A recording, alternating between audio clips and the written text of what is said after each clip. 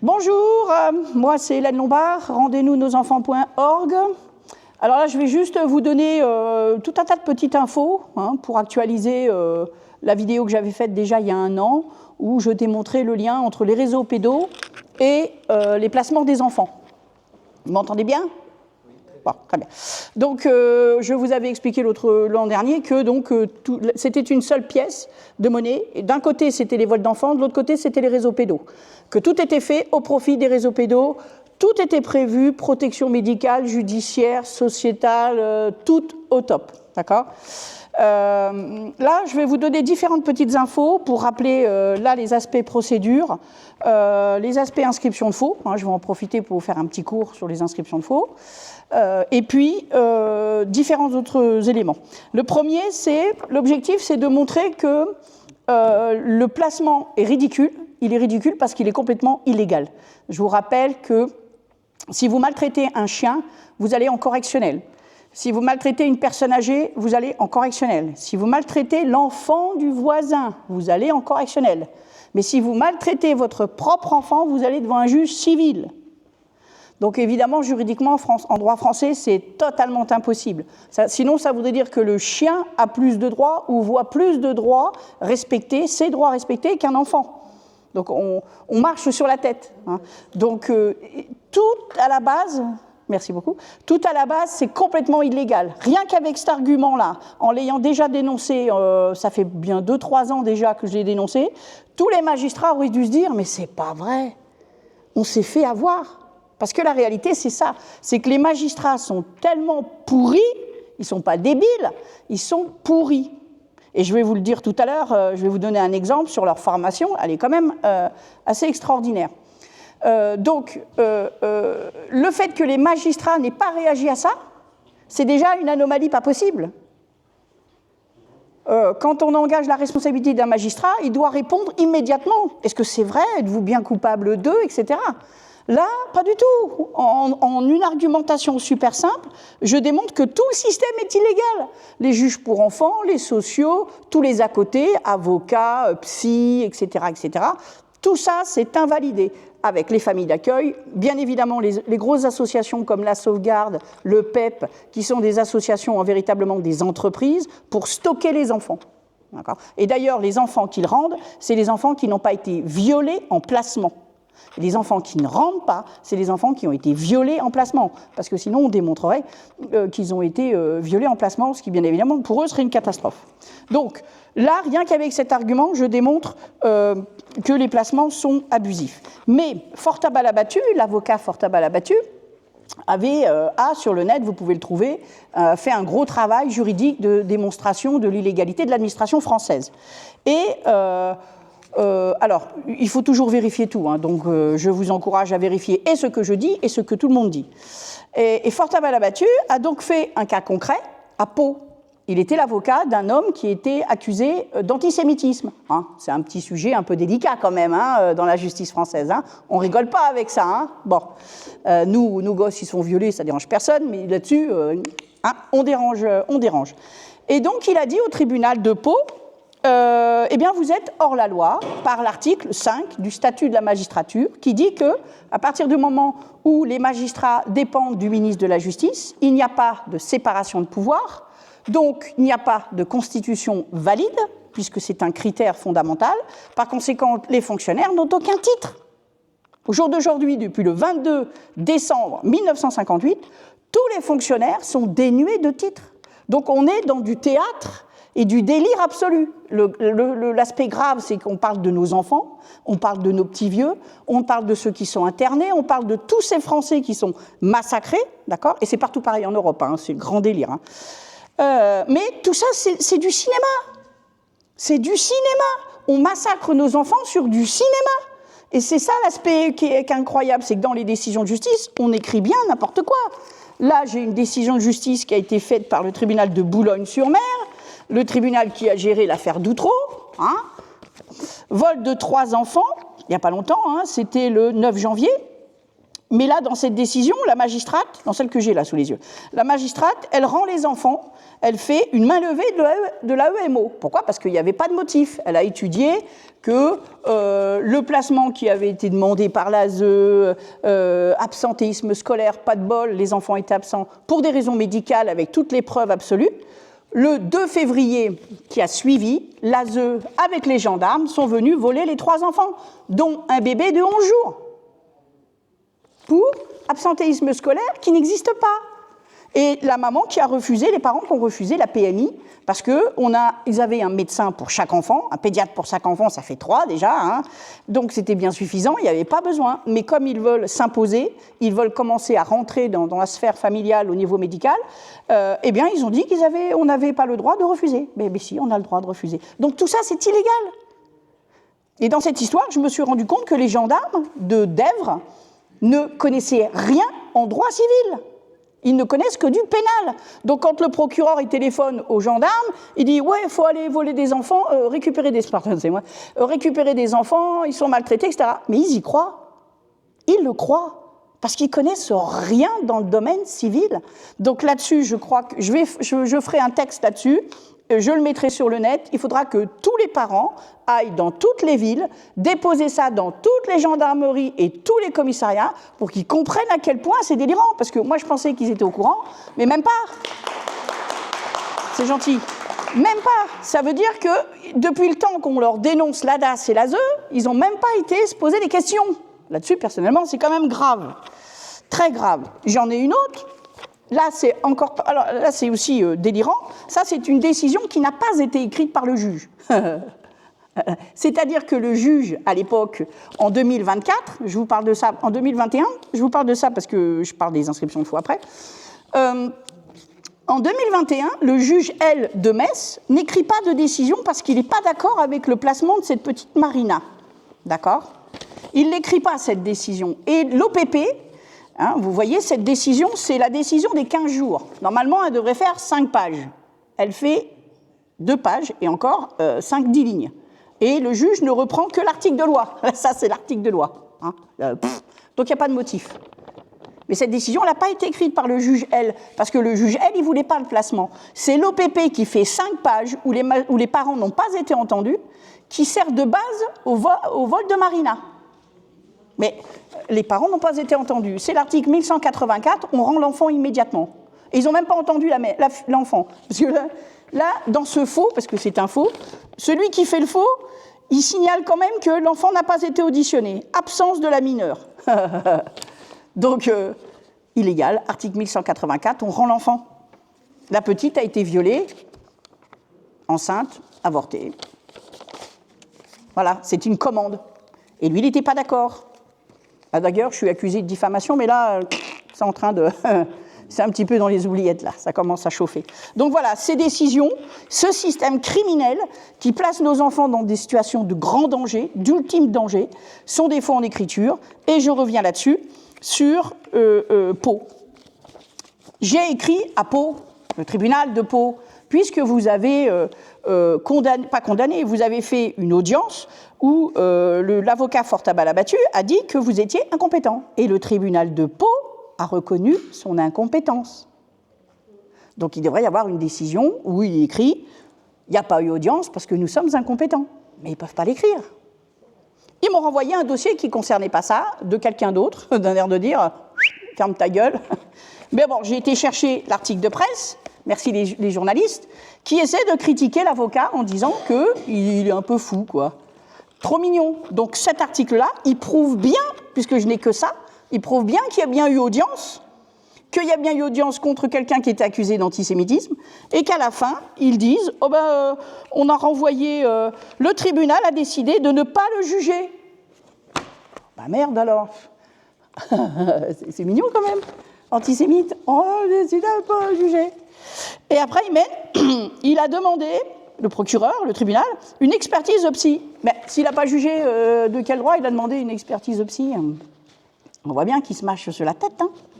Hein, ils doivent être en mauvaise position. Et ordonne le renvoi de l'affaire. Au 15 septembre, il n'y a jamais eu de renvoi d'affaire.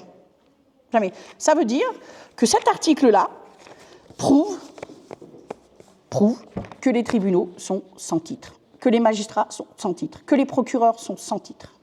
Qu'on nous vole nos enfants sur une histoire bidon, organisée, planifiée, dans laquelle 5 millions de fonctionnaires traînent parce qu'on les tient soit par le salaire, soit par le chantage, soit par les crimes qu'on leur a fait faire, soit ceux qu'ils ont fait tout seuls.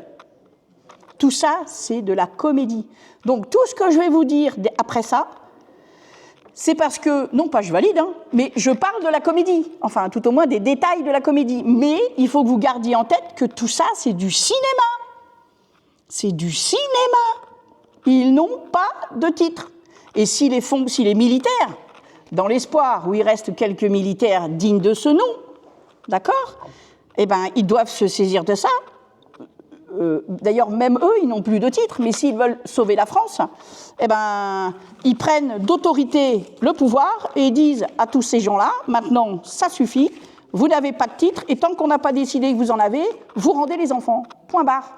Parce que beaucoup de dossiers, de toute manière, correspondent à l'article 1184, où les enfants ou les parents n'ont même pas été entendus, ce qui est bien évidemment complètement criminel. On ne peut pas juger les gens s'ils ne sont pas là, et aller leur prendre leurs enfants. Si vous êtes condamné en correctionnel par défaut, on doit vous rejuger.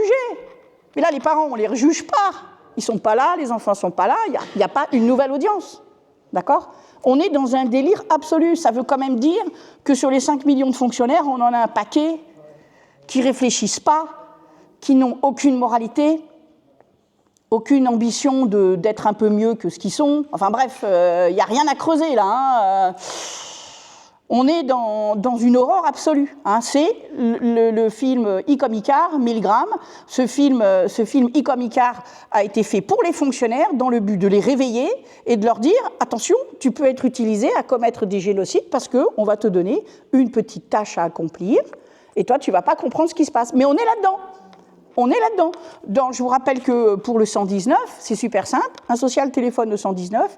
Il dit « L'enfant machin, il est maltraité ». Ça remonte à la CRIP qui est un service du département, qui lui contacte le procureur, il mandate les policiers, les gendarmes, tout le monde vient chercher le gamin. On a vérifié quoi ? Rien du tout. La CRIP, la majeure partie, même pas 99% des CRIP devraient convoquer les parents pour vérifier les trucs. Rien. Ouais, c'est ça. Jamais. Donc, on vole l'enfant sur la base des dires d'un social, qui lui, comme l'enfant est placé, va récupérer le social en charge. Donc le mec, la personne, là, le social, il s'est donné à lui-même du travail, d'accord ? Tout en passant par plein de fonctionnaires. On y va à fond. Après, le juge pour enfants décide, replace l'enfant. C'est toujours le même social qui a dénoncé, qui fait les faux rapports et qui va s'occuper de l'enfant. C'est génial. C'est quand même génial. Et ça s'appelle la démocratie, l'administration. 5 millions de fonctionnaires pour avoir de l'arbitraire absolu. Tu voulais me dire quelque chose ? Oui, à partir du moment où il y a la violation de l'article 375, où tu dois amener la preuve. Mais les preuves, il n'y en a pas. Mais ils ne les amènent jamais. Ils les amènent jamais. Il y a bien une violation automatique du droit. Mais complètement. En droit français, on accuse quelqu'un, on apporte des preuves. Mais bon, avec la diffamation, je me suis rendu compte que depuis 1881, l'administration ne respecte pas la loi. Donc, vous voyez, c'est pas d'hier. Bon, alors, en droit français, mais je pense que dans tous ceux qui ont bénéficié du code Napoléon, nous avons donc l'inscription de faux.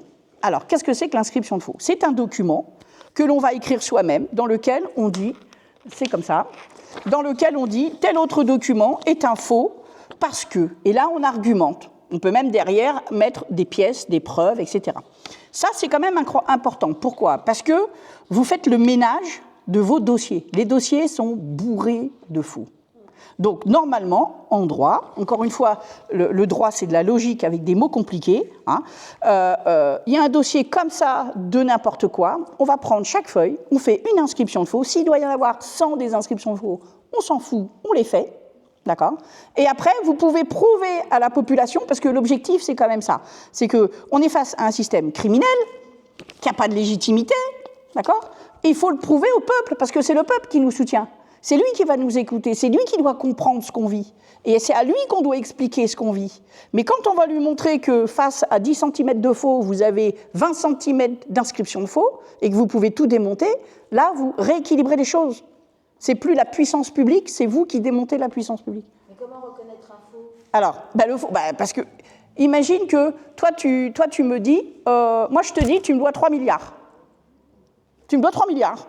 Toi, tu dis, attends, Hélène Lombard, je la connais pas, je vois pas pourquoi j'aurais 3 milliards. Tu vois, c'est à toi d'argumenter.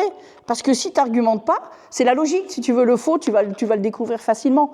Là, il y avait du côté du Havre, une famille qui avait les sociaux lui avaient dit, soit tu dénonces les enfants des autres, soit je prends les tiens. Donc, intelligemment, il avait dit, les parents, ils mettent leurs enfants dans la voiture, dans le coffre de la voiture. Ah oui, mais c'est un espace, il n'y a pas de coffre. Les enfants, ils passaient par derrière, mais c'est pas un coffre. Eh bien, les sociaux, ils ont quand même pris les enfants sur cet argument-là. Mais là, c'est un faux. Carte grise, je suis désolée, mais j'ai pas de coffre. Les parents l'ont dit à l'audience, d'ailleurs. Les enfants ont été placés, ils le sont encore. Mais quand vous dites dénoncer le faux, c'est dénoncer le faux sur le moment présent. Quand vous êtes informé. Quand vous êtes informé de quelque chose de faux, ça peut avoir été fait il y a 150 ans, on s'en fout, vous inscrivez en faux. Mais quand vous ne savez pas de quoi vous êtes accusé, parce que moi c'est mon cas, au tribunal, je ne sais pas pourquoi j'étais... À l'audience, on t'a rien dit. Audience du juge pour enfants, oui. On t'a rien accusé. Non. Oui, faut l'inscrire en faux. J'ai que la copie, parce que l'original, je ne l'ai jamais eu. C'est pas grave, tu l'inscris en faux. Parce qu'il y a bien un motif. C'est quoi le motif? C'est quoi la notification dessus? Il n'y a pas. Le juge, il dit on ne peut pas imputer la chose à la grand-mère. On peut pas. Mais toi, tu es la grand-mère ou la mère? La grand-mère. On ne peut pas dire que c'est moi. Ah oui, mais attends. Le juge pour enfants, c'est pour les parents. Toi, tu es un tiers. J'ai été tiers digne de confiance. Bon, et on te l'a pris en tant que tiers digne de confiance? On t'a pris l'enfant en tant que tiers digne de confiance? Oui. Et on t'a donné aucun motif pour te le reprendre. Eh bien, c'est faux, c'est illégal. Il faut au moins un motif dans une décision. Hein. C'est pour ça qu'ils inventent n'importe quoi. C'est qu'il faut quand même faire croire. Non, c'est beaucoup plus complexe en fait. Là, ce qu'elle dit, c'est beaucoup plus complexe. Non, si dans la décision, il n'y a pas de motif, il n'y a pas de motif. Attends, justement, s'il n'y a pas de décision, c'est que ça s'appelle une omission à statuer. Non, elle en a une décision. Oui, elle a la décision, mais sur son cas, elle n'a pas de motif. Il n'y a pas de motif. Une omission à statuer. Donc, elle ne peut pas faire une inscription de faux. Là, elle ne peut pas sur requête. Elle peut faire autre chose, mais il faut faire une inscription de faux. C'est un faux. Mais c'est pas un faux. Mais si, c'est un faux, il n'y a pas de motif. Là, elle ne peut pas avoir la preuve de ce qu'on lui dit. Puisque, si par exemple, je ne sais pas, elle l'avait frappé, qu'elle avait été condamnée, il y aura un jugement de condamnation, et le magistrat pourrait dire vous ne pouvez pas prendre votre petit enfant parce que vous avez frappé tel jour, telle heure. Donc là, tu as un papier qui te. Ah ouais, non. Là, tu n'as rien. Mais si, elle a une décision. Non, mais la décision, c'est. La décision. Et c'est un faux, donc tu l'inscris en faux. Après, tu fais des requêtes si tu veux, mais il faut l'inscrire en faux d'abord. Je prends l'exemple contraire. Quand tu vas faire l'inscription de faux, tu vas faire sur quoi? Justement, sur l'absence, il n'y a pas de motif. C'est un faux par omission. Il n'y a pas de motif. Donc c'est une absence alors? C'est une absence de motif. Une absence de motif. Voilà, donc ça s'appelle une omission statuée, c'est ce que je dis. Ok. En fait, Parce que dans... attends, c'est très important. C'est très important ce que je veux dire. Elle, ce qu'il ne faut pas dire l'inscription de faux, c'est quand on te dit quelque chose, et que toi, tu as un papier. Non.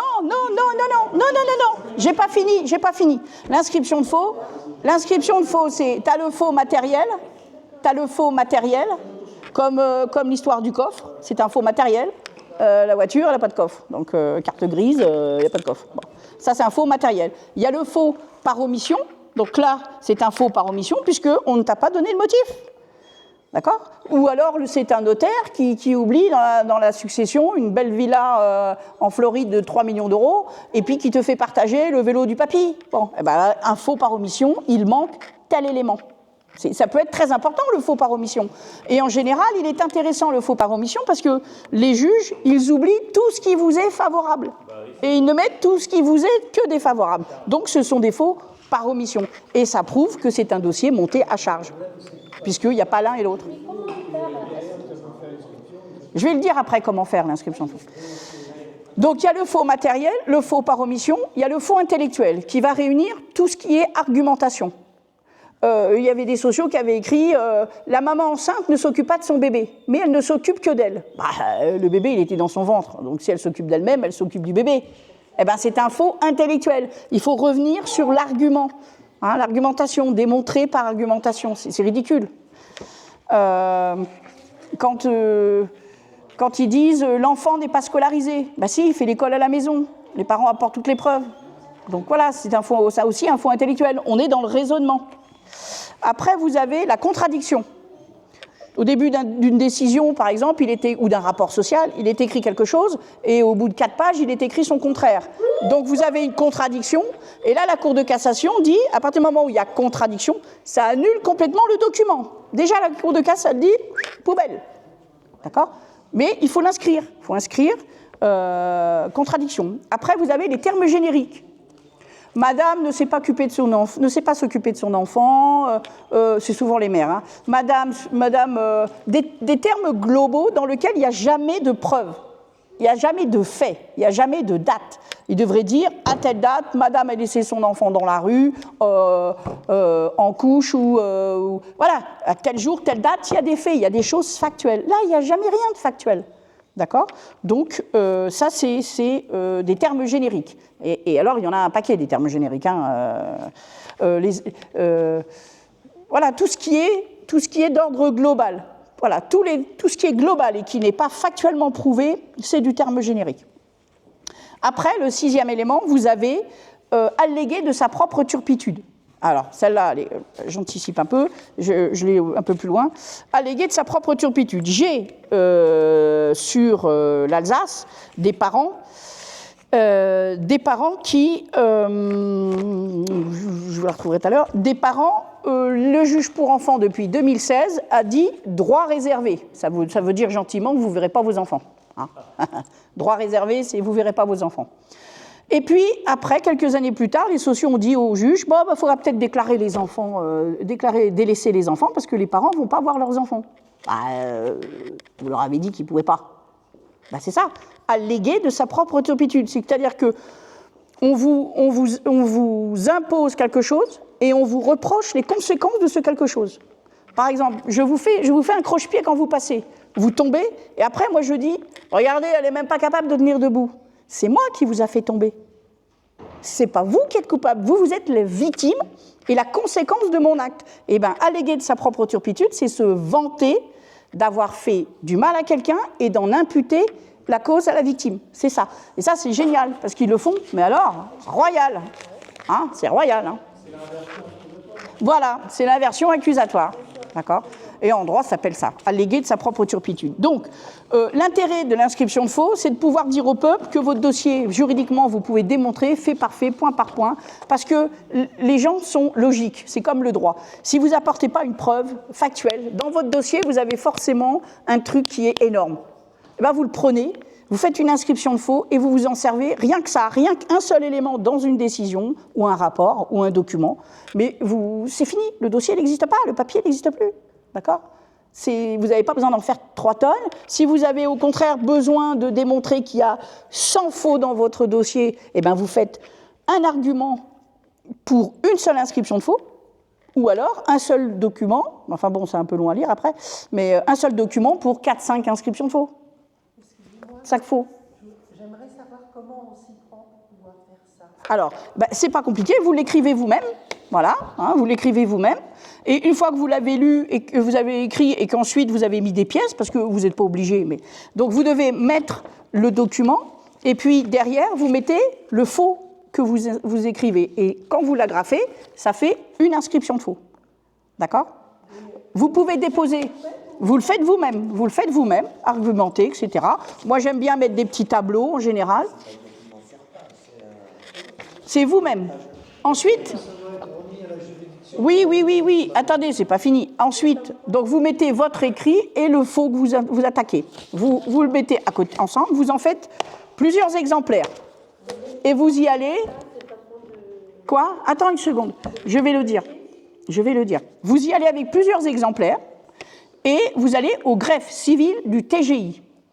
Dans n'importe quelle ville. Moi, j'ai déposé des inscriptions de faux dans tous les TGI de France. D'accord ? Et j'habite pas partout, je n'ai pas déménagé 100 fois. Hein. Bon. Donc, dans tous les TGI, vous pouvez déposer le greffe civil du TGI est seul compétent pour recevoir une inscription de faux. Si on vous dit qu'il faut un avocat, c'est pas vrai. Si on vous dit que c'est un avocat qui doit l'écrire, c'est pas vrai. Si on vous dit « j'ai pas le temps, revenez demain », non du tout, pas du tout. Vous dites « la justice, l'administration doit être constante, par conséquent vous allez me le prendre maintenant, ou si vous pouvez pas, vous me trouvez un autre greffier pour le faire ». Vous ne faites pas baratiner, d'accord? C'est très important l'inscription de faux, parce que d'abord c'est gratuit, c'est sans avocat, et avec ça, vous avez déjà réglé les affaires quelque part, parce que vous êtes dans le droit. Et moi, après, je ne vais pas dans les procès. Je fais des tracts et je dénonce publiquement. C'est tout. Parce que ça ne sert à rien. On est face à des gens qui sont sans titre et qui osent vous voler vos enfants. Hein, ou tenter de le faire. Donc, il y en a marre de tergiverser. Là, c'est bon. Donc, moi, ce que je fais, c'est des inscriptions de faux et des tracts. Voilà. Et ça, c'est puissant. Parce que vous remettez l'église au milieu du village. Hein. Ça suffit, vous faites n'importe quoi, maintenant je vous dénonce. Il ne faut pas avoir peur dans les inscriptions de faux, par exemple, de nommer les sociaux, les juges, les avocats, vous y allez, d'accord? Vous y allez. Et quand vous les mettez en tract, vous pouvez même vous amuser à mettre lettre ouverte, si vous voulez. D'accord? On ne peut pas vous attaquer, d'accord? Je vous parlerai après de la diffamation. On ne peut pas vous attaquer. Donc ça, c'est une inscription de faux. Alors, moi, je la fais comme ça. Il y a d'autres manières de faire, mais quand vous le faites comme ça, moi je fais des tracts, et il y en a qui font des citations directes. Vous allez au tribunal correctionnel, au service pénal, vous demandez une date et une heure pour attaquer l'auteur du faux en correctionnel, en audience correctionnelle, et c'est vous qui faites votre défense, c'est vous qui faites tout, mais vous le poursuivez. Vous allez voir un huissier, vous signifiez la personne, et puis vous mettez en correctionnel le coupable. D'accord ? Ça, c'est intéressant aussi, mais bon, il va falloir vous entraîner un peu parce que c'est quand même pas facile. Hein. Il faut aller voir d'autres audiences pénales pour bien comprendre un peu les manœuvres, les manipulations, etc. etc. Il faut prendre exemple sur d'autres victimes qui ont fait ça, ça serait pas mal. Ensuite,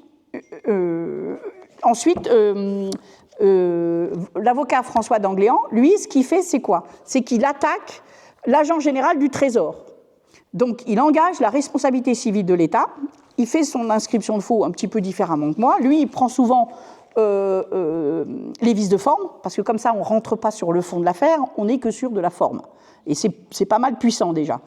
Et lui, il attaque l'agent général du Trésor auprès du président du TGI, et il fait des audiences civiles. Il fait reconnaître par les magistrats qu'il y a bien eu vice de forme, puisqu'il apporte les preuves de tout. Telle date, il y a eu ça, mais il aurait dû avoir ça à telle date, mais il n'y a pas eu ça. Donc, factuel, boum, boum, boum. Il met 3 pages de jurisprudence pour bien caler le machin. Et le magistrat est obligé de reconnaître qu'il y a eu vice de forme. Il évalue le dommage et il engage la réparation financière, pécuniaire, qui sera à payer par l'État. Donc ça, c'est très intéressant. Ce n'est pas non plus pour rien que M. d'Angléan subit le placement de son propre enfant. Hein. Il est lui-même victime, parce que c'est un bon avocat. Hein. À mes yeux, c'est le seul avocat digne de ce nom, parce qu'il fait son travail. C'est pour ça qu'il n'est pas venu. Ah. Il devait venir, ouais. Il devait venir. Bon. Donc, c'est un papa vraiment courageux. Faudra que, d'ailleurs, je sais pas, mais il faudra qu'on le soutienne plus que ça. Il faudra qu'on organise des trucs parce que vraiment, c'est un papa vraiment très très bien. Et il est extrêmement déçu de ce qu'il voit dans ce domaine judiciaire parce qu'il n'avait pas imaginé un truc pareil. Hein. Et puis, pendant 8 années, il a été suspendu en tant qu'avocat. Hein. Donc ils lui ont placé son enfant parce que vraiment ils se sont dit celui-là il résiste, c'est pas possible. Donc c'est un vrai résistant et c'est vraiment quelqu'un de bien. Et il gagne ses procès avec l'inscription de faux et engager la responsabilité civile de l'État. Il gagne ses procès. Et les avocats qui gagnent leur procès aujourd'hui, il n'y en a pas beaucoup. Hein. Ils font croire qu'ils sont là pour protéger en bouclier les juges, mais ils ne gagnent pas leur procès. C'est le système qui leur dit vous êtes là pour faire croire que, et en plus, vous gagnez de l'argent et vous appauvrissez vos clients. Tout bénef pour le système, d'accord ? Donc, bien sûr, c'est pour ça qu'il faudrait qu'on le soutienne beaucoup plus, qu'on fasse quelque chose. Et surtout qu'il gagne, et derrière... Lui trouver un bon avocat pour qu'il récupère son fils. Il a essayé. Eh bien oui. Et Ils ont peur. Derrière, il a Ses confrères n'ont pas fait la même entraîné chose. ce qu'on appelle des escroqueries à jugement en plus. Hein. Oui, mais on l'empêche même d'agir dans son propre dossier par rapport à son propre fils. Donc on voit bien le délire. On lui surmultiplie les procédures. Ils essaient de l'étouffer professionnellement, d'accord ? Voilà, de le noyer. Donc je ne sais pas comment on pourrait l'aider, mais En médiatisant déjà. hein ? En médiatisant. En médiatisant, je crois. Je crois, effectivement, je crois qu'il faut qu'il médiatise son affaire et qu'on oblige les avocats qui sont pas trop mal à au moins se réunir parce qu'ils devraient dire que on les empêche de faire leur métier. C'est-à-dire que s'ils ont une menace ou un épée de Damoclès pour voir voler leurs enfants s'ils sont de bons avocats, eux-mêmes, les avocats, ne devraient pas accepter ça. D'accord ? Ils ne devraient pas accepter ça. C'est inacceptable dans un pays dit de droit en France, quoi. C'est inacceptable. Il y a des avocats qui refusent de prendre des affaires de la SCI. Ah, mais complètement.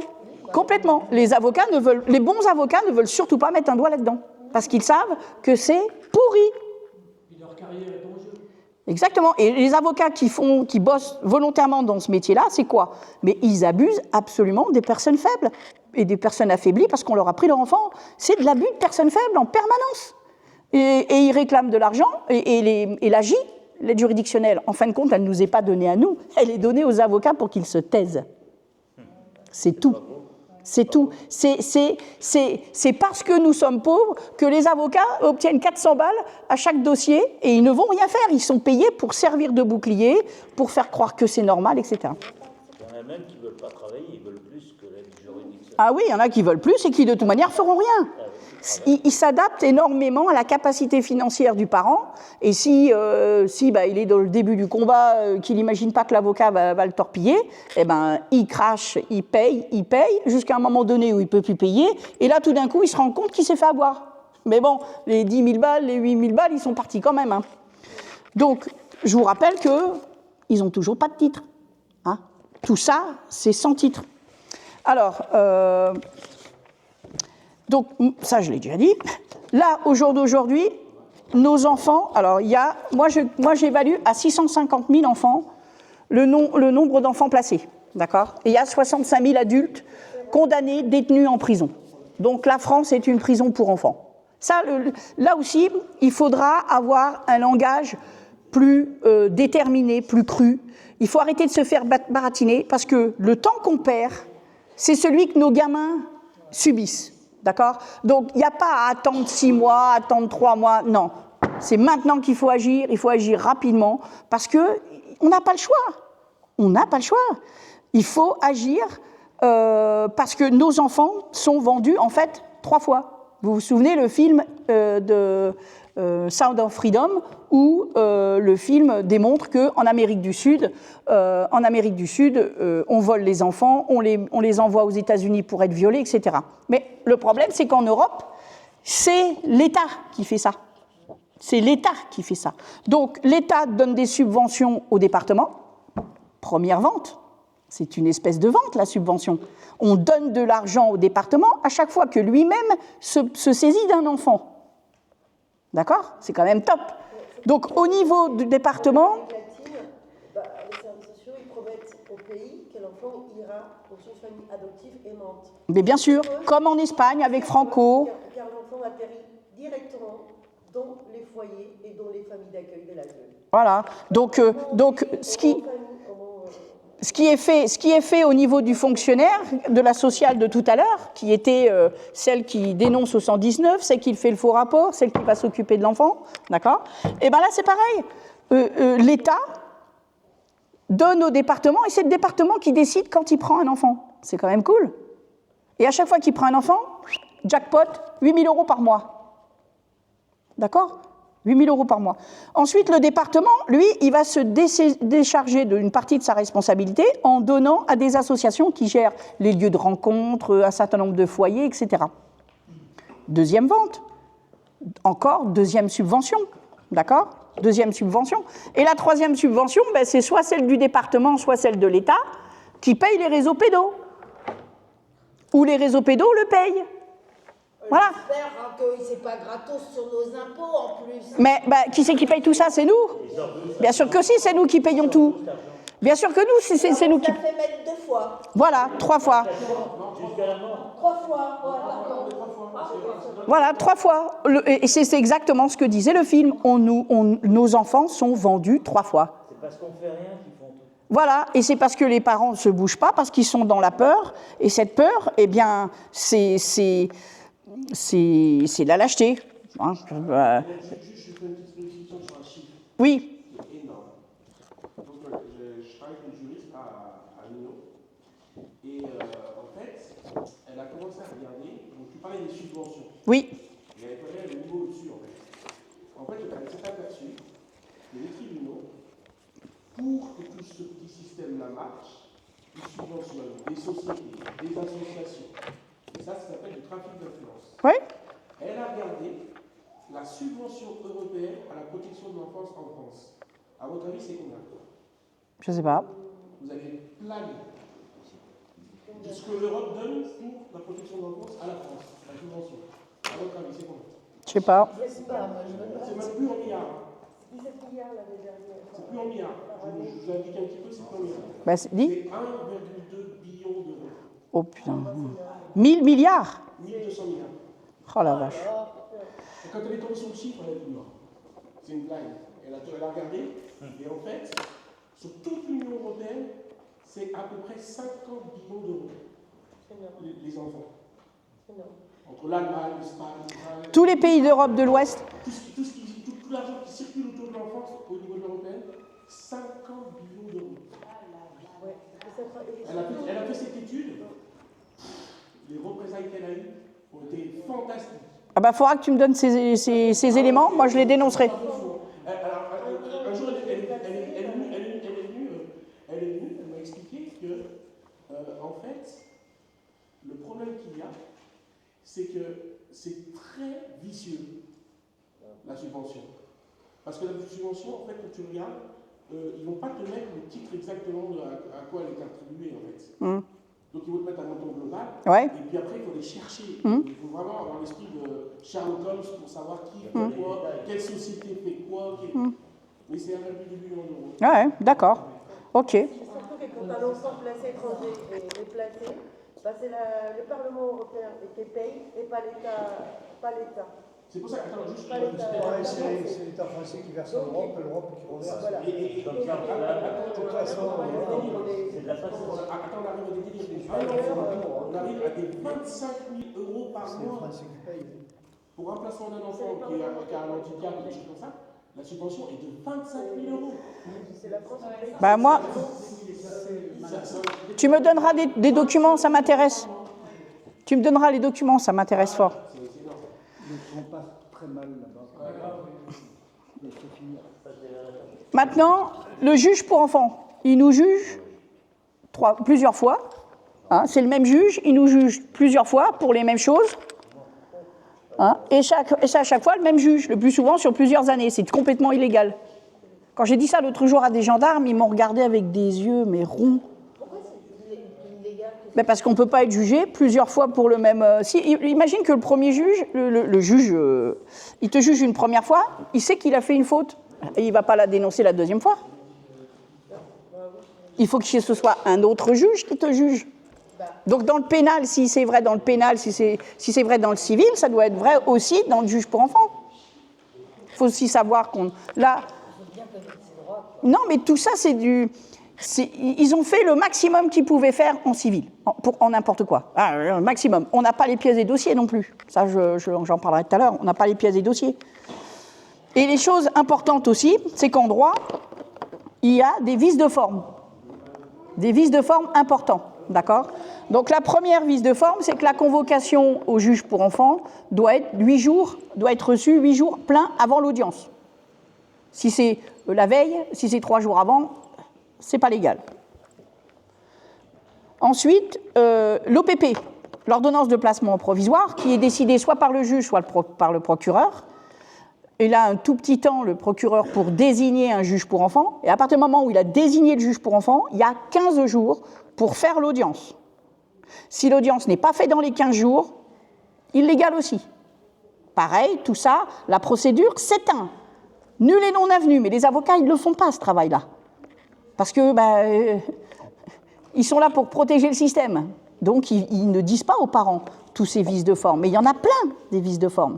C'est important. Et le vice de forme, il annule tout. Il faut quand même respecter des règles. Le boulanger, il a quand même dû prouver qu'il avait fait des études de boulanger. Eux, c'est pareil. Ils doivent respecter les règles. Sinon, ça ne marche pas. Les parents, dans tous les cas, ne voient jamais les dossiers. Vice de forme. Violation des droits de la défense majeure. Majeure.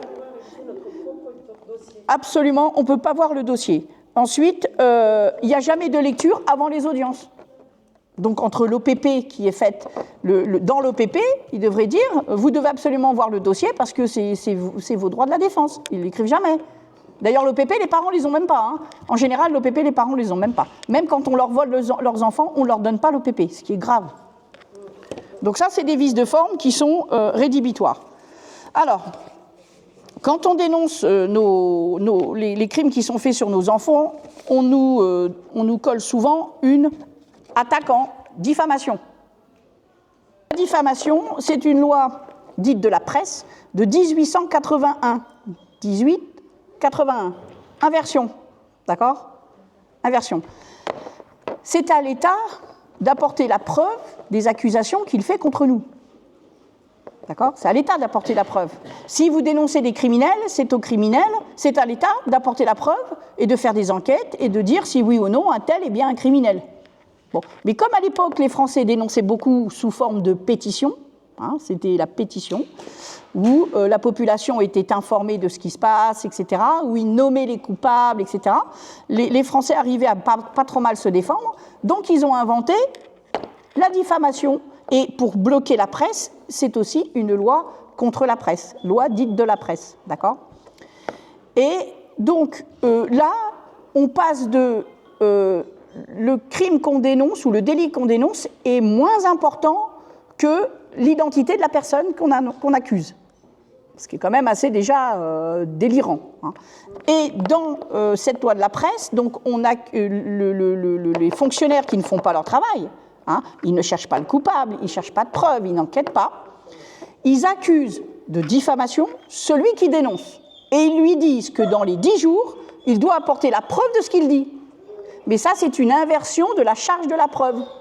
C'est à l'administration d'apporter les preuves. Ce n'est pas aux citoyens qui dénoncent d'apporter la preuve. Ce n'est pas à nous de faire leur travail. Ils sont payés, ils ont des prérogatives, ils ont des dispositions de service public, ils ont du personnel formé, ils ont tout ce qu'il faut. Nous, il y a plein de policiers et de gendarmes, quand on va dénoncer les viols de nos enfants, ils nous disent « Mais quelle preuve t'as ?» Ben dis donc, c'est ton boulot, je ne vais pas faire ton taf. Donc vous êtes en train de dire que quand l'ASE nous accuse de faux, elle doit apporter des preuves. Ah ben ça, de toute manière, non. Ça, c'est quand vous, qui dénoncez publiquement que tel social a volé vos petits-enfants, d'accord ? Eh bien, eux, ils ne sont pas contents parce que vous les avez nommés. Déjà, on est dans le délire, hein, c'est des fonctionnaires, donc il n'y a pas de fonctionnaires anonymes. Hein.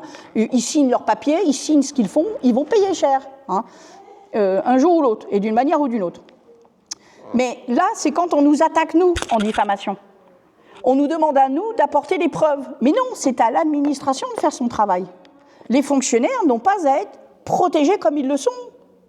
Ce sont des citoyens qui ont accepté une charge publique, qui ont accepté par leur valeur prétendument des obligations publiques. Très bien, parfait, mais vous devez être égal à tout le monde. T'apportes des preuves. T'as pas de preuves, tu fais rien. Parce que 80% des signalements sont faits maintenant par l'Éducation nationale. L'Éducation nationale n'apporte aucune preuve. Là, dans la décision que je vous ai dit tout à l'heure, la directrice d'école avait la preuve des certificats médicaux légitimant les absences scolaires. En plus, dans la ville, il y a le maire qui a pondu un vigipirate.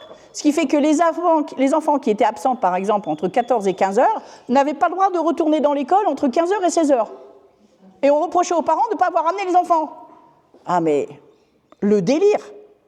Bon. Donc là, la diffamation, elle est illégale, elle est complètement illégale. Ce n'est pas à nous d'apporter la charge de la preuve. C'est une inversion, c'est contraire au droit français. Donc maintenant, les diffamations, mais vous en avez rien à foutre.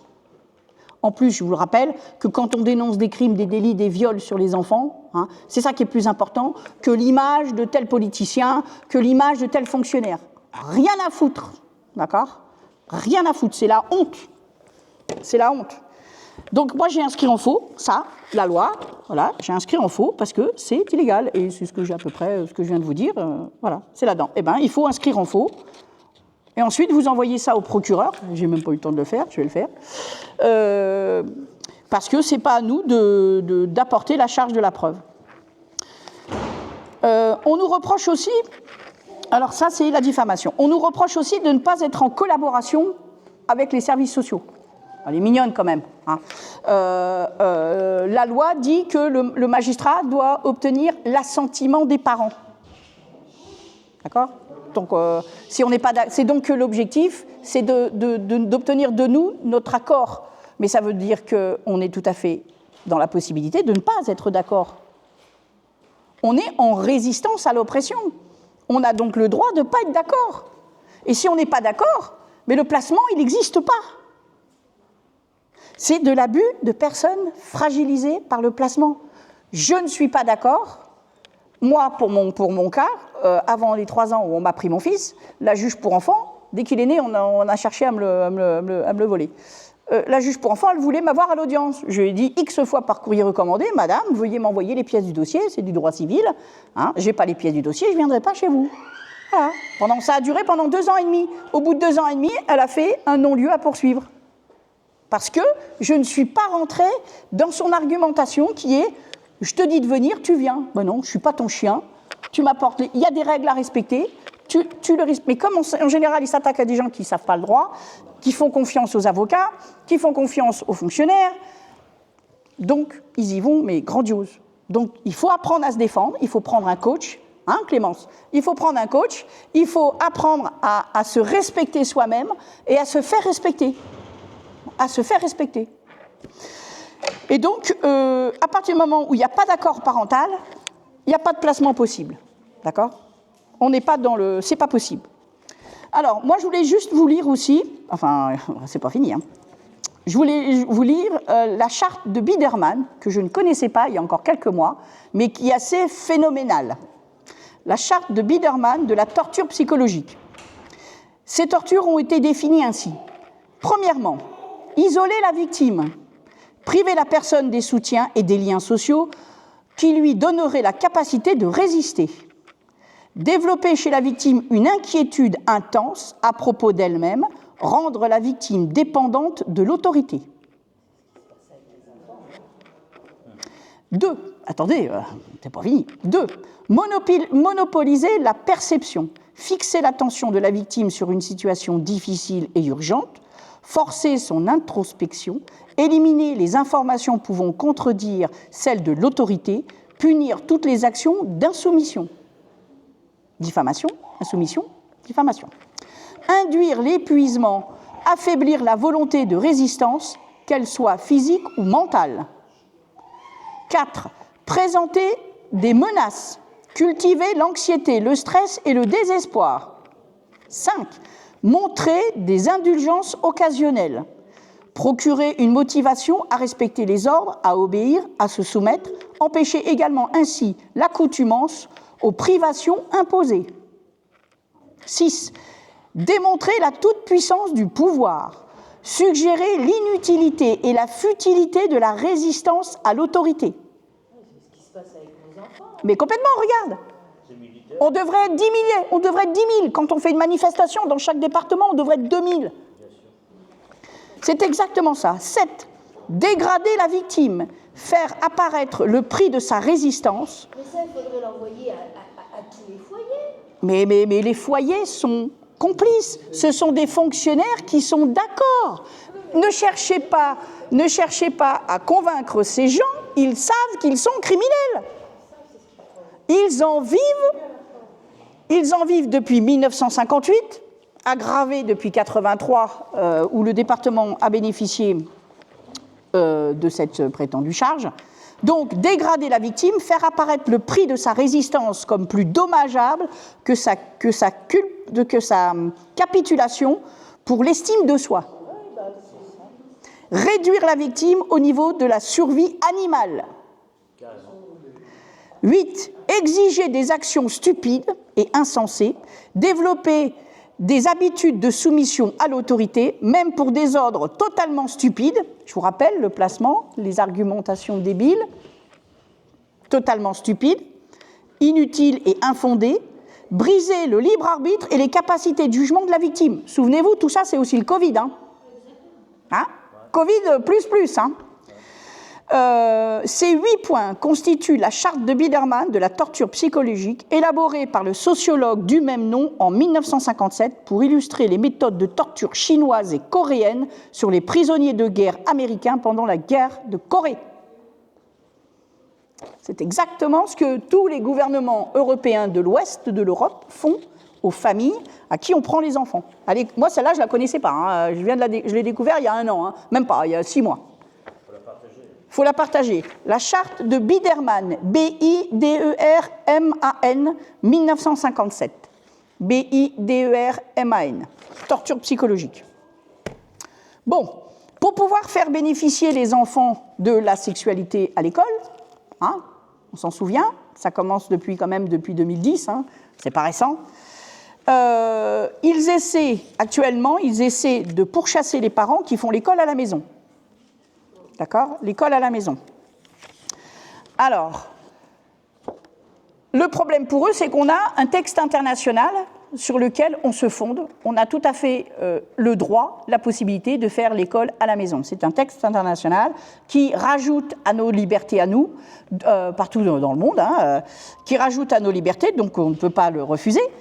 Et donc c'est un texte qui est indestructible. L'État français ne peut rien faire. Donc, qu'est-ce qu'ils ont pondu dans les autres sphères fumantes de fous? Ils ont inventé un CERFA, un document CERFA, auquel les parents devraient se soumettre.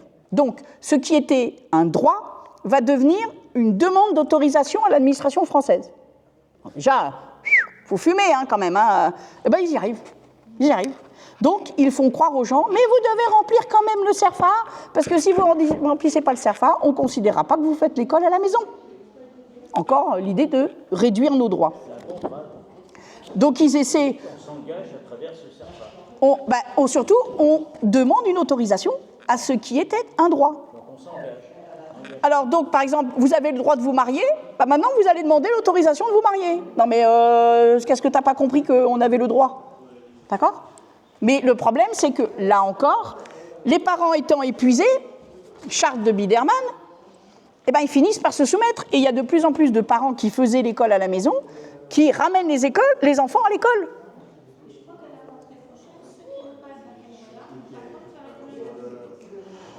Ah bon?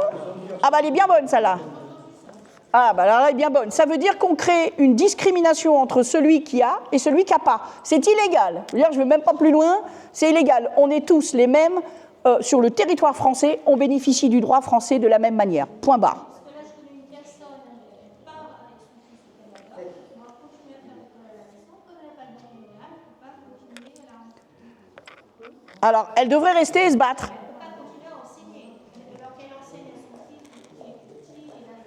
Mais elle reste, elle se bat. Elle se bat. Mais c'est un droit international. La France ne peut rien faire contre ça. D'accord? L'administration française ne peut rien faire contre ça. OK? Le droit international est supérieur.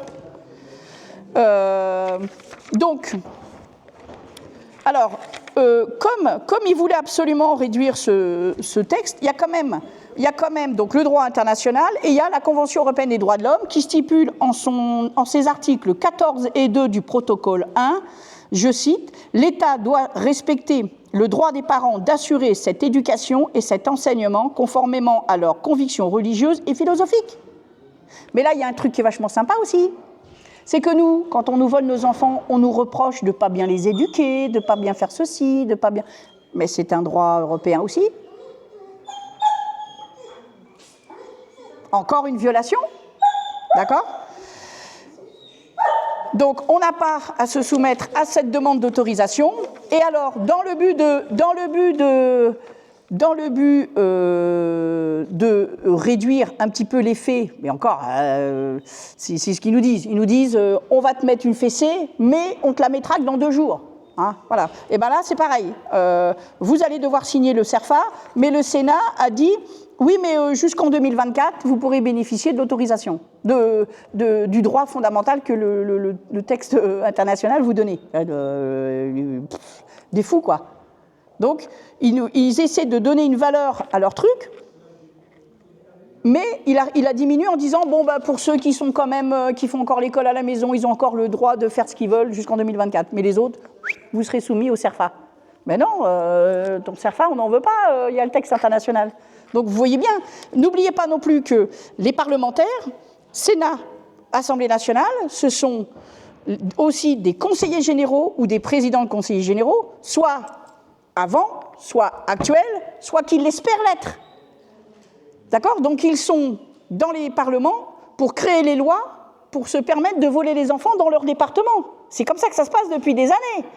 D'accord? Donc quand vous tapez sur le président du département, vous regardez un peu, vous voyez qu'il a été sénateur, député, et qu'il a contribué à faire l'article 1187 qui interdit aux avocats de nous donner les pièces et dossiers. Donc on voit bien que c'est toujours les mêmes. C'est toujours les mêmes. Alors c'est une bonne question. Attends. Je l'ai pas. Je crois pas l'avoir de détails sur ce texte international. Le CERFA, oui, le CERFA, je l'ai quelque part. Je l'ai quelque part, le CERFA. Ah ben non. Ben je vous retrouverai tout à l'heure. Je l'ai dans mon petit foutoir. Ah non, je ne l'ai pas, le CERFA. C'est l'ordonnance de protection. Non, j'avoue que je n'ai pas édité votre... Mais vous mettez CERFA, autorité, école à la maison, vous allez le trouver sur le net. Hein. Ça, le CERFA, ils en font promotion. Et le texte international, eh ben, j'avoue que je ne l'ai pas. Je n'ai pas les éléments spécifiques à ça. Je suis désolée. Vous devez pouvoir le trouver aussi facilement. Dans tous les cas, pas de valeur. D'accord ? Pas de valeur. Les droits réservés. Voici la décision tout à l'heure dont je vous parlais des parents. On leur avait dit que... c'est pas la décision, ça c'est la requête du département faite par un avocat. Hein. L'avocat, Bac plus, je sais pas combien, qui écrit un truc, mais dément. Il dit, les droits des parents ont été réservés. Et après, il dit, la page d'après... Monsieur et madame n'ont jamais eu de contact avec Julien. Bah oui, on les interdit. Rendez-vous compte, hein, un enfant de 5 ans ne pourrait pas écrire une connerie pareille. Hein. Mais un Bac plus, il le fait. Hein. Ah, il le fait pour quelques milliers d'euros, hein, je suis d'accord. Il est payé par le département. Mais en attendant, c'est de la merde. C'est de la merde. Mais je vous assure, je vous le passe à lire tout à l'heure, c'est à vomir. Alors, après ça, moi, j'ai fait un petit courrier recommandé au président du département de l'Alsace. Je ne sais pas si vous savez, mais ils ont réuni l'Alsace ils ont réuni les 2 départements. Maintenant, c'est l'Alsace, je ne sais plus quoi, Europe, machin, enfin, un truc. Et vlati pas qu'entre-temps, donc les parents avaient eu la suspension de leur autorité parentale et ils avaient déclaré les enfants délaissés. Et bien, après, m'ont recommandé, hein, parce que je ne suis pas extraordinaire, hein, j'ai juste fait un recommandé. Je lui ai dit... là, tu es sur une bombe atomique, pépère. Et d'ailleurs, quand vous écrivez au président du département, vous mettez votre courrier dans une petite enveloppe et vous mettez personnel et confidentiel. Vous les remettez dans une autre enveloppe un peu plus grande, personnel et confidentiel. Et encore une autre et encore une 4e. Parce que quand vous écrivez au président du département, ça va direct à l'ASE quand ça concerne l'ASE. Oui, ça, d'accord ? Je me suis aperçue qu'il lisait le courrier parce que quand je disais certaines choses, je voyais bien que ça faisait tilt. Mais non, le président, il l'a jamais. Il l'a jamais, ils veulent rien assumer. Mais quand souvenez-vous, dans l'émission, j'espère que vous avez vu ça, janvier 2019, pièce à conviction, France 3, janvier 2020, zone interdite, et octobre 2022, zone interdite. Ces émissions sont explosives, où ils interviewent 2 présidents de département, et les présidents de département, ils sont...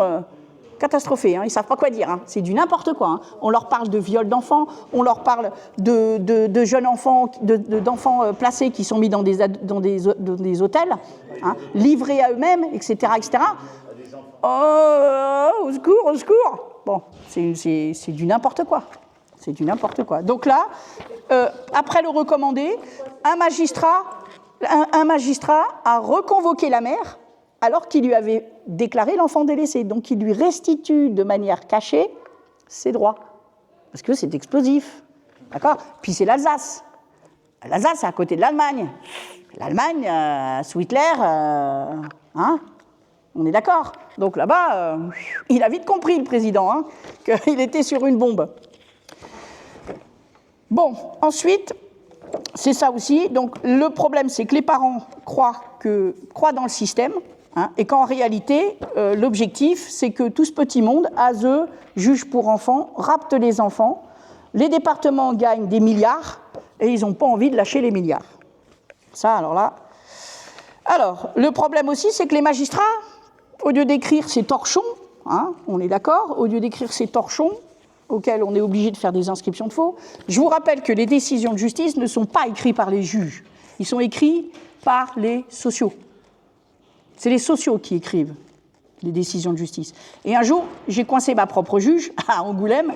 Elle avait prétendument écrit un torchon comme ça. Je lui ai écrit, madame, votre décision, elle n'est pas juridique. 2 ans plus tard, elle me fait une décision juridique. Ben, je lui dis, ok, c'est bien la preuve que l'autre, elle ne l'était pas. Ils ont corrigé. Non, c'est sur 2 ans d'après. Il y avait 2 décisions. Une, je ne sais plus, en 2012, 2013, je ne sais plus, un torchon, quoi. Je lui dis, madame, vous avez écrit un truc qui n'est pas juridique. Mais après, 2 ans plus tard, elle m'écrit un truc qui est plus juridique. Je lui dis, merci de m'apporter la preuve que la première, vous ne l'aviez pas faite. Ils ne l'ont pas fait. C'est pas du juridique, c'est des conneries de sociaux, ça. C'est l'identique à leur rapport. Pourquoi ? Les juges pour enfants ont 8 dossiers, 9 dossiers, 10 dossiers, 15 dossiers par jour. Ils ont des audiences toutes les demi-heures, toutes les heures. Ils ne passent pas la nuit à faire les décisions de justice. Hein. Ils ne vivent pas. Hein. C'est non-stop sinon. Hein. Donc les sociaux préécrivent. Si jamais il y a un peu de bagarre, un peu d'animosité, ils sont obligés d'actualiser un petit peu les décisions. Et hop, mais les décisions, elles sont écrites avant l'audience. Avant l'audience. D'accord ? Avant l'audience. Et alors, donc ces magistrats sont totalement pourris. Pourquoi ? Eh bien, l'autre jour, c'est bête, je ne m'étais pas posé la question. Comment on les forme, les magistrats ? Eh bien, sur 31 mois de formation, ils ont d'abord 4 mois d'emblée. On les met 4 mois dans un tribunal, dans plusieurs même. Hein. 4 mois dans un tribunal. Pourquoi faire ? Pour juger, moi j'ai eu une très Non. Ils sont stagiaires, ils ne peuvent pas juger. Non. Pour Non. Pour savoir s'ils vont être dociles. Ah oui. Est-ce que tu es fait pour être docile et te soumettre ? Faire exactement ce qu'on va te dire. Voilà, c'est tout. Celui qui dit « Ah non, mais non, je ne suis pas d'accord, tu ne peux pas voler un enfant parce que la mère l'aime de trop, c'est pas possible. Allez, toi, t'es éliminé. Tu ne vas pas nous coûter cher en formation, tu auras fait 4 mois, mais dehors. » Ouais, ben oui, dans les autres professions, il y a des centres de formation. Et puis après, seulement quand vous avez fait une théorie pendant quelques mois ou quelques années, vous faites moitié de temps en formation, moitié de temps en cours, moitié de temps en formation. Je ne sais plus comment ça s'appelle la formation.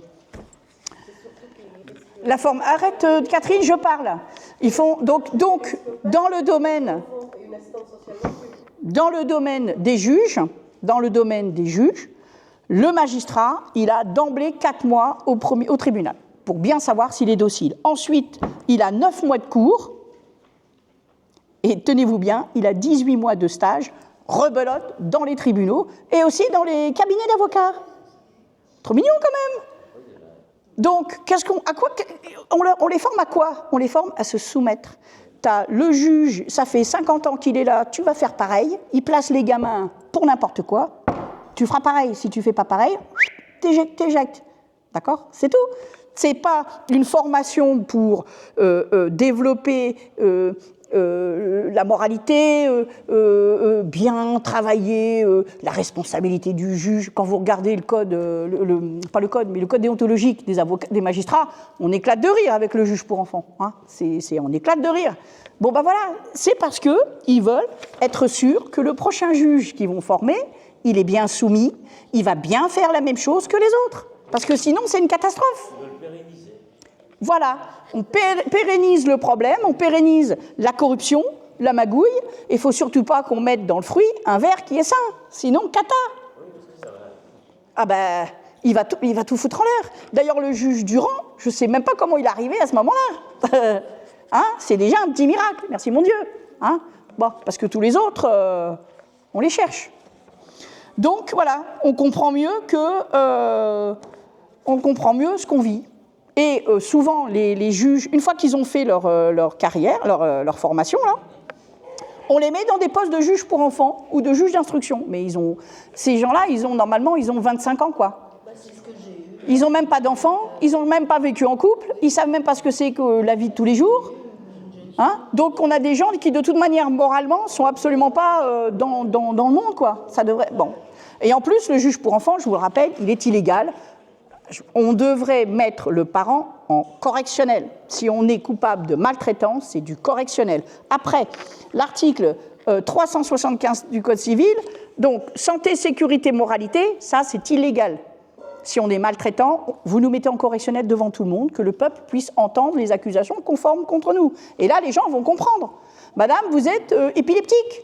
Madame, vous aimez trop vos enfants. Madame, vous avez été à Paris. Madame, vous êtes en symbiose avec votre fille de 3 ans. Tout ça, c'est des décisions de justice. Madame, vous cherchez à savoir pourquoi vos enfants sont malades. C'est pas bien, vous êtes pathogène. Ben, ma fille, elle est bien malade, vous êtes pathogène. D'accord ? C'est du délire.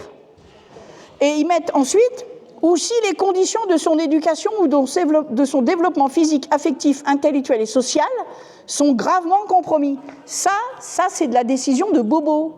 C'est les bacs plus machin qui considèrent que nous, qui n'avons pas de diplôme par exemple, eh ben, on n'est pas capable d'élever nos enfants. Mais c'est complètement illégal. Ça, c'est du crime organisé. C'est du jugement social. C'est totalement illégal. Ça ne peut pas être un motif. On t'emmerde. Bac plus, bobo machin. On t'en fout. On s'en fout de tes conditions, de tes critères. Ça n'existe pas. C'est pas légal. C'est pas légal. Surtout qu'aujourd'hui, on voit bien que ce sont les gens qui n'ont pas de diplôme, qui sont plus humains, plus respectueux, qui sont plus dans le partage avec les autres, etc. Alors que plus ça monte en hiérarchie, plus ça monte en formation, plus c'est froid, c'est inhumain, c'est irrespectueux, c'est moi qui dis tout, c'est moi qui décide, toi tu sais rien. C'est des dictateurs, c'est des petits dictateurs. D'accord ? Donc voilà, la formation du magistrat, on comprend mieux pourquoi on est dans le pâté. Ensuite, le droit des enfants. Alors, le droit des enfants, il est complètement bafoué, puisque les enfants n'ont jamais accès au dossier. Les enfants n'ont jamais accès au dossier. Ils ne reçoivent jamais les décisions de justice qui sont faites contre eux, ils ne les possèdent pas, ils ne les lisent pas, et donc ils ne font jamais appel. Mais ils sont partis à l'affaire. Il devrait y avoir un fonctionnaire ou même un avocat. Je suis avocat, je viens te lire la décision qui est faite contre toi. Mais jamais. Les sociaux, ils ne leur lisent pas. Ils leur disent le juge a décidé qu'il te replace. Vas-y que je te pousse. On maltraite les enfants, mais c'est ignoble. C'est ignoble. Donc, ils ne sont au courant de rien. Ils ne font... Quel est le rôle de l'avocat de l'enfant ? Eh bien, normalement, c'est de faire ça. C'est d'aller voir son client et de lui dire, voilà, il y a une décision qui a été faite. Qu'est-ce que tu veux faire ? Est-ce que tu veux que je fasse appel pour toi, pour que tu sois rejugé ? Sauf qu'il y a souvent des juges qui n'entendent même pas les enfants, d'accord ? Ils n'entendent même pas les enfants. Ou alors, mieux que ça, ils entendent les enfants avant les parents, en premier. Et le juge, il dit quoi aux enfants ? Il dit, on va te placer. L'enfant, il pleure, il sort. Ça veut dire qu'avant même que les parents aient été entendus, la décision était prise. Et là, article 1184 du Code de procédure civile, illégal. On n'a pas entendu les parents, puisque la décision a été prise avant et elle a été dite aux enfants. D'accord ? Complètement illégal. Donc là, l'enfant, il n'a pas été entendu non plus. On lui dit, il n'est pas avec les parents. Il y a beaucoup de parents, il y a beaucoup d'audiences qui se font comme ça. Le juge entend les enfants. Ensuite, il entend les parents.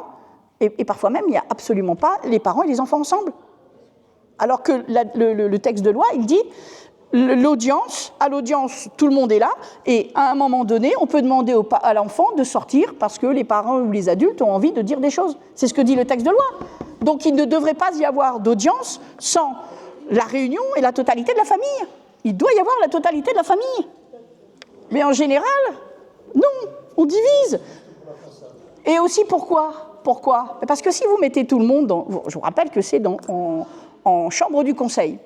Vous mettez les enfants, les parents, les sociaux, les avocats, le juge. Mais les enfants, ils rentrent, ils se jettent dans les bras de leurs parents. Maman, sors-moi de ce bordel, papa, sors-moi de ce foutoir. Mais ils ne vont pas vivre ça toutes les heures à chaque fois qu'il y a une audience. Sinon, on va les retrouver suicidés, les magistrats. D'accord ? Donc, dans leur vie plus facile, pour faciliter leur existence, les parents, les enfants ne sont jamais aux audiences ensemble. On facilite leur petit monde de criminels où les enfants et les parents ne sont pas entendus ensemble. Mais comment voulez-vous découvrir la vérité si vous n'avez pas les parties en même temps ? Il n'y a pas de confrontation, il n'y a pas de contradictoire. Tu veux découvrir la vérité comment ? Mais ils ne cherchent pas la vérité, les magistrats. Ils sont là pour obéir, pour placer les enfants et permettre au réseau pédo d'avoir des enfants supplémentaires à violer. Parce que c'est ça le truc. Et après, l'ASE, ils sont là pour séquestrer les enfants. Le plus longtemps possible pour que les enfants et les parents ne se retrouvent pas et donc ne puissent pas solder la situation et l'affaire. Et tout le monde est déchiré définitivement. C'est une catastrophe. C'est une catastrophe. Les familles ne se reconstituent pas. Les parents, les sociaux leur disent « Oh, vos enfants ne veulent plus vous voir. » Ouais. Ah bon, t'as vu ça où ? Et aux enfants, ils disent « Ah, tes parents, ils se battent plus pour toi. » Mais non, on interdit aux parents de voir leurs enfants. Donc, il faut absolument que les parents, il faut que les enfants placés retournent voir leurs parents, qui se filment et qui mettent ça sur le net. Que les gens qui se découvrent à quel point ils ont été manipulés par tout le système. Il faut que ça s'arrête avec des exemples comme ça. Donc, allez chercher des jeunes dans les rues de vos villes, dites-leur, t'as été placé, pourquoi t'es dans la rue, pourquoi tu picoles, pourquoi tu dors pas dehors ? Ah j'ai été placé, je suis sorti, je me retrouve à la rue. Aidez-les, dites-leur où sont tes parents, expliquez-leur que les parents ont été manipulés, qu'eux-mêmes ont été manipulés, et ça vous permettra à vous de comprendre aussi l'ampleur du problème. Il faut se confronter au problème pour mieux se gérer son propre dossier. C'est de l'égoïsme en fait. Soyez égoïste jusqu'au bout, allez voir les expériences des autres, parce que vous allez en apprendre plein d'informations pour vous. Mais il faut aller jusqu'au bout, il faut aider les autres à s'en sortir, pour comprendre dans quelle situation vous-même vous êtes ou vous allez être de toute manière. Hein. C'est planifié, pas de problème. Hein. D'accord ? Donc les enfants ne voient jamais les décisions, ne peuvent jamais faire appel. Les enfants, l'article 1182 du Code de procédure civile dit que l'enfant doit être capable de discernement. Ça veut dire quoi ? Il y a des enfants à 8 ans qui sont super matures et des enfants à 12 qui ne le sont pas. Donc, c'est quoi le discernement ? Et de toute manière, là, ils ont enlevé un article où il disait que l'enfant de 16 ans pouvait faire appel. Parce que c'est pas normal. Et l'enfant de 15 ans, il ne peut pas faire appel. L'enfant de 10 ans, il ne peut pas faire appel. Donc, ils sont en train de... Mais bon, je vous rappelle que tous ces gens n'ont pas de titre. D'accord ? Tous ces gens n'ont pas de titre.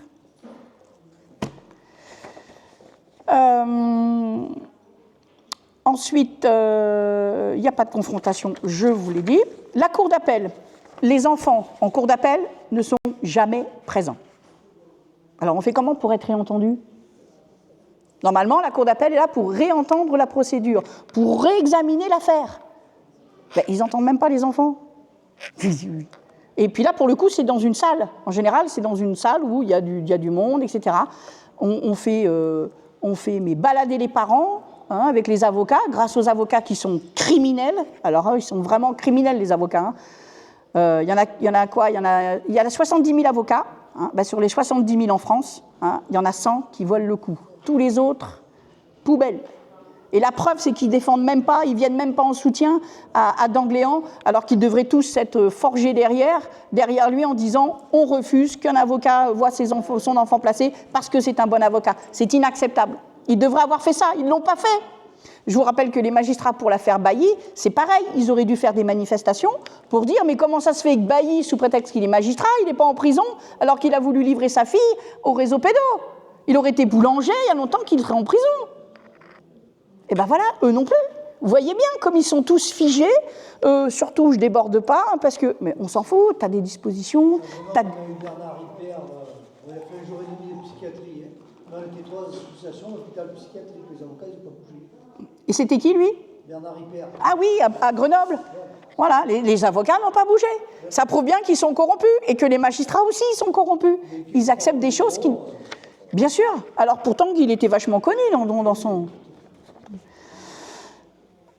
Encore autre chose, quand la cour d'appel, si la cour d'appel, ce qui est très rare, rend l'enfant, elle éteint la procédure.